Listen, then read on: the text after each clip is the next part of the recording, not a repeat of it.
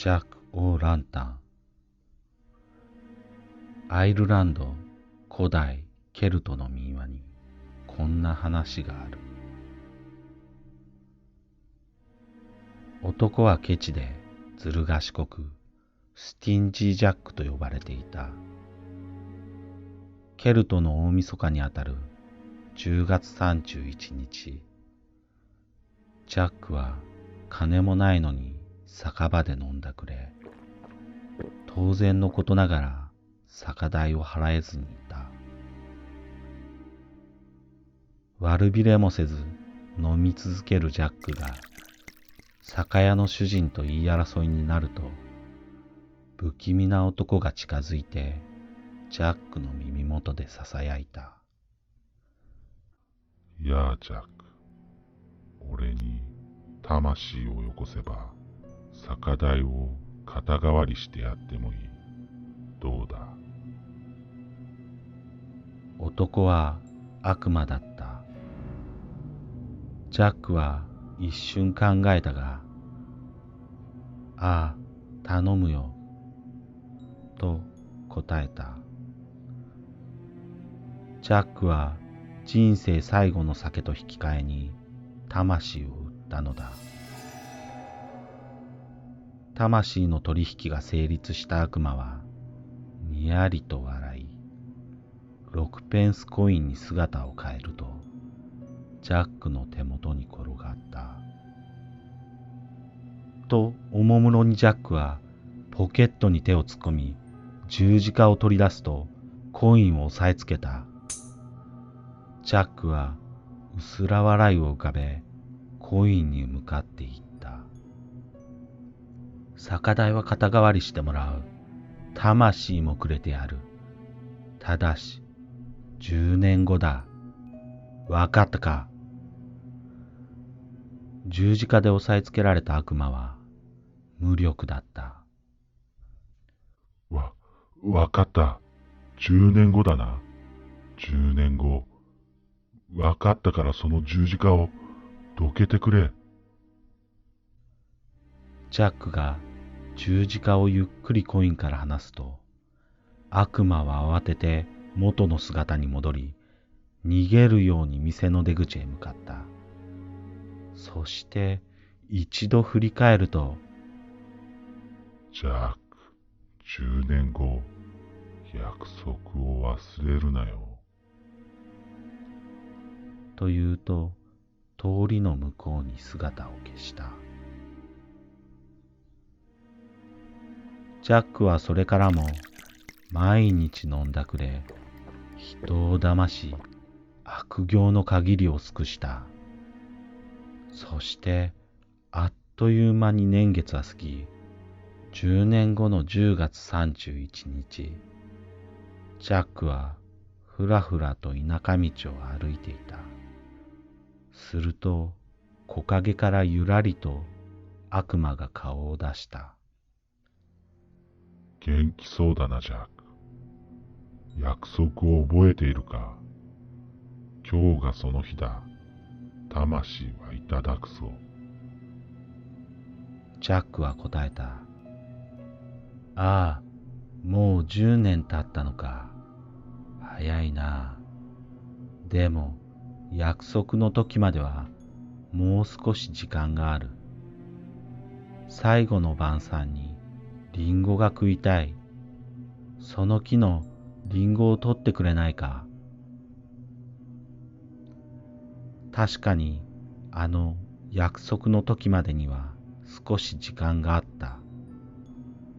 悪魔はジャックの最後の晩餐のために木によじ登り、リンゴをもぎ取るとジャックに向かって落とした。するとジャックは素早くポケットからナイフを取り出すと、その木に十字架を刻み込んだ。やりやがったな、ジャック。悪魔は十字架を刻まれた木にしがみついたまま動けなくなった。ジャックはリンゴをかじり、身動きが取れなくなった悪魔を見上げていった。お前をこのままにして行ってしまってもいいんだが、どうだい、俺の魂を二度と取らないと約束できるなら、下ろしてやってもいいが。悪魔は悔しそうに答えた。ああ、わかった。約束する。下ろしてくれ、ジャック。ジャックが刻んだ十字架をナイフで削り取ると、悪魔は木を降りてゆらゆらと去っていった。それからもジャックは相変わらずの人生を送っていたが、時は過ぎ、ついにジャックにもその日が訪れた。天命がつき、心臓は脈打つのをやめた。ジャックは死んだ。魂となったジャックは暗闇をとぼとぼと歩き始めた。どのくらい歩いたのか、やっとのことで天国の門までやってきた。しかし悪行の限りを尽くしてきたジャックに、その門が開かれることはなかった。ジャックは仕方なく地獄へ向かった。暗闇をとぼとぼと歩き、地獄の門までやってくると、あの悪魔が姿を現した。二人はしばらくの間黙って向き合っていた。ジャックのうつろな目を悪魔の鋭く哀れみを含んだ目が見つめていた。そして悪魔が口を開いた。ジャック、お前の魂を取ることはできないんだ。ジャックはか細い声で聞き返した。じゃあ、俺はどこに行けばいい？悪魔は答えた。元来たところに戻るんだ。ジャックがゆっくりと来た道を振り返ると、冷たい風が吹きすさぶ暗闇がどこまでも続いていた。ジャックは向き直り、悪魔に言った。明かりをくれないか。悪魔はジャックを不憫に思い、赤々と燃える石炭を一つジャックに渡した。ジャックはその石炭が風で消えてしまわないように近くに生えていた株を掘り出すと、それをくり抜いてランタンを作り、その中に石炭を入れた。そして力なく振り返り、暗闇の中に消えていった。